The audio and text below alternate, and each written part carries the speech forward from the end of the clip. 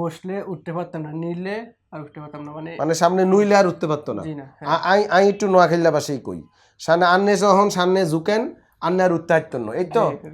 বিসমিল্লাহির রহমানির রহিম। দর্শক, ডিপিআরসি থেকে আমি মোহাম্মদ শফিউল্লাহ প্রধান, বাত ব্যথা, paralysis, disability, sports injury rehab specialist.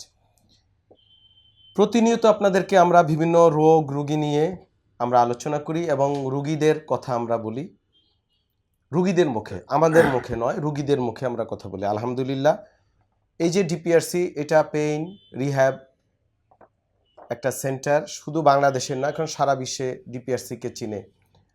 অনেক সময় শ্যামলী আদাবরের লোকজন চিনে না, কিন্তু আমেরিকা, অস্ট্রেলিয়া, কানাডা সহ পৃথিবীর সব দেশের, সে বাংলাদেশের টেকনাফ থেকে তেঁতুলিয়া সবাই চিনে।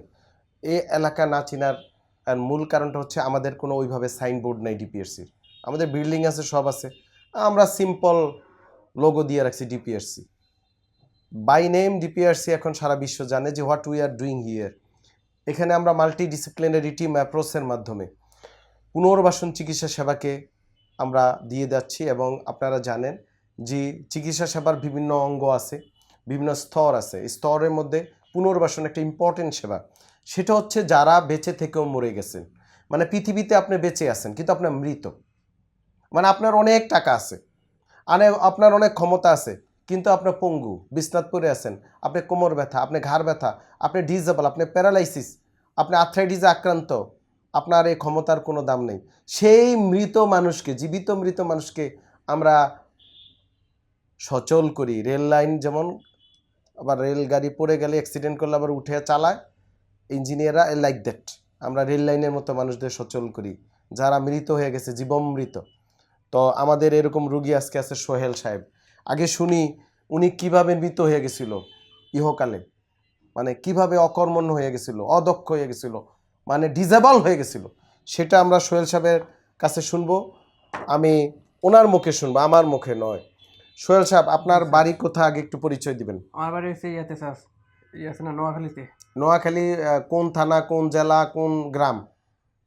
হজরতপুর থানা, হরাসান গ্রাম। কি গ্রাম? সর হাসান সর হাসান গ্রাম। দর্শক, হজরতপুর থানা। আচ্ছা, নোয়াখালীর আপনার যারা নোয়াখালীর লোকজন আছেন তারা জানেন, আলহামদুলিল্লাহ নোয়াখালীর লোকজন সারা পৃথিবীতে আছেন।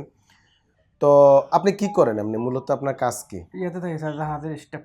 জাহাজ, এটা কোথায়, জাহাজটা কোথায়? লক্ষ্মীপুরে। নোয়াখালী লক্ষ্মীপুরে জাহাজে আপনার কাজ করে। এই জাহাজ আপনি কত বছর কাজ করেন? দীর্ঘ হয়েছে 10 বছর। মাশাআল্লাহ, উনি 10 বছর ধরে জাহাজে জব করে। আপনার জাহাজের মূলত মানে কি করেন আপনারা, মানে মালামাল আনেন কোন জায়গা থেকে কোন জায়গা? বোলার থেকে লক্ষ্মীপুর জাহাজ আনা নেওয়া, মানে কি মাল চাচ্ছেন, কি মাল? বিডি বালু, বিটি বালু, বেটি বালু। খুবই একটা ডাইনামিক এবং রিস্কি জব করেন উনি। রিস্কি জন্য জাহাজ নিয়ে সে চর থেকে, সে প্রত্যন্ত সমুদ্রের কাছ থেকে, ভোলার কাছ থেকে নোয়াখালী আনা। এই যে মাঝে মাঝে জাহাজ ডুবি হয়, জি জি হয়, চুরি হয়, ছিনতাই হয়, ডাকাতি হয়, বিভিন্ন কবলে পড়ে। তো এটা যেমন ভয়ানক, তেমন আবার ডাইনামিক এবং চার্মিং, নাকি? আবার মজাও আছে, নাকি? হ্যাঁ আছে, মজা আছে, এটা একটা চার্মিং জব, আছে, দুঃখ আছে, সবই আছে, সব আছে। এবং এই যে ডাইনামিক জব করে, যেমন যারা প্লেন চালায়, তারপরে হচ্ছে আপনার হেলিকপ্টার চালায়, জাহাজ চালায় যারা, বা জাহাজের স্টাফ, ক্রু, কেবিন, এই তাদের একটা লাইফটা একটা বৈচিত্র্যময়। তো উনি বিভিন্ন সমস্যা ভুগছিলেন দীর্ঘদিন ধরে। তো আপনি কি সমস্যা মানে ভুগতেছিলেন জাহাজে কাজ করার সময়?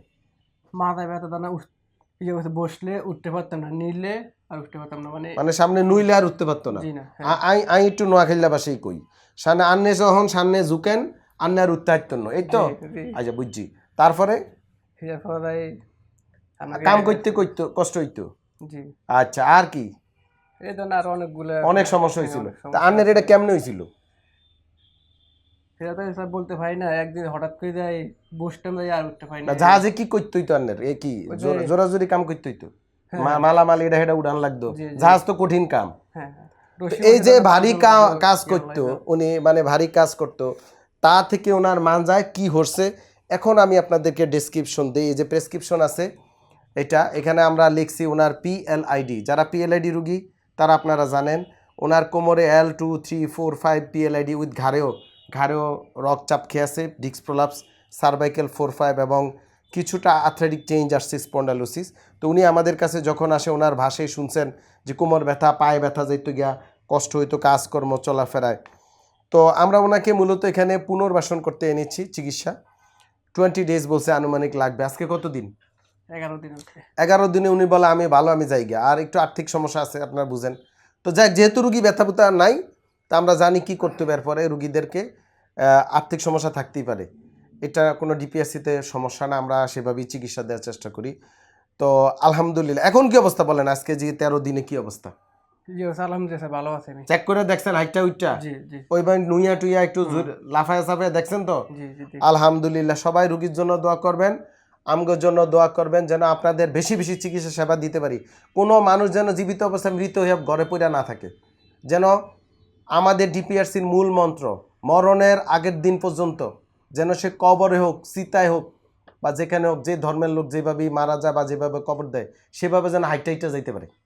এইটা হচ্ছে আমাদের মূল মন্ত্র। সবাই দোয়া করবেন। আসসালামু আলাইকুম ওয়া রাহমাতুল্লাহি ওয়া বারাকাতুহু। ডিপিআরস লিমিটেড, আস্থা, বিশ্বাস ও নির্ভরতায় অবিচল।